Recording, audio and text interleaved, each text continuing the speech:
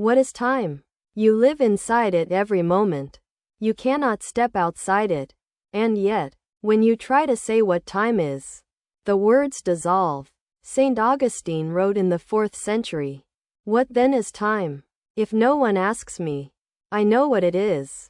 If I wish to explain it to him who asks, I do not know." That paradox has not been resolved.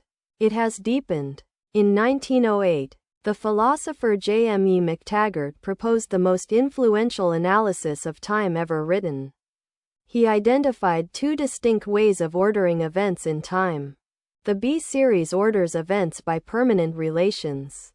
Earlier than, simultaneous with, later than. The Battle of Hastings is always earlier than the moon landing. These relations never change. The B-series is like a timeline frozen in place. The A-series orders events as past, present, or future. And these properties do change. What is future becomes present. Then past the A-series is dynamic. It has flow. McTaggart then made a shocking claim. Time is unreal. The A-series, the flow, is essential to time. But the A-series is incoherent.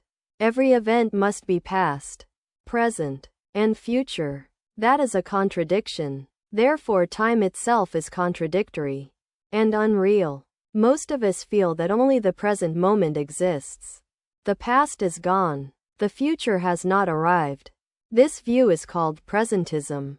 It takes the A-series seriously. The present is not just special. It is the only thing that is. But physics suggests something very different. Einstein's theory of relativity implies that past, present, and future are all equally real. They just occupy different coordinates in a four-dimensional spacetime. This is the block universe, or eternalism. A middle path is the growing block theory. The past and present are real. They have already occurred and are fixed. The future does not yet exist. Time is a block that grows, adding one slice of now after another. In relativity, two events that are simultaneous for one observer are not simultaneous for another moving observer. There is no absolute now. If there is no universal present, presentism seems to fail. The philosopher Edmund Husserl asked a different question. Not what time is physically, but how we experience it.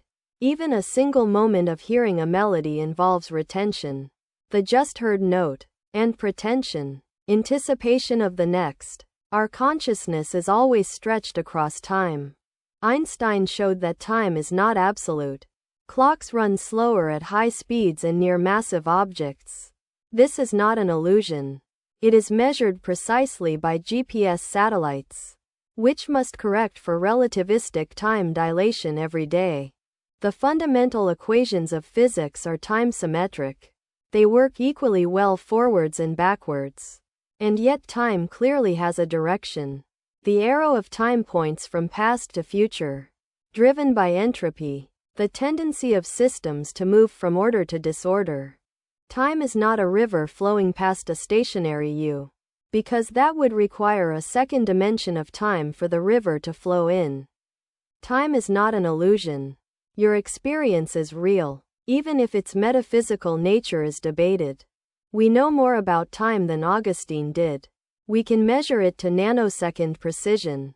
We know it dilates, bends, and varies. But the deepest question, what is time, remains unanswered. We live inside it, we cannot escape it, and we still do not know what it is. This is the big questions, exploring the deepest problems in philosophy, mathematics, and science.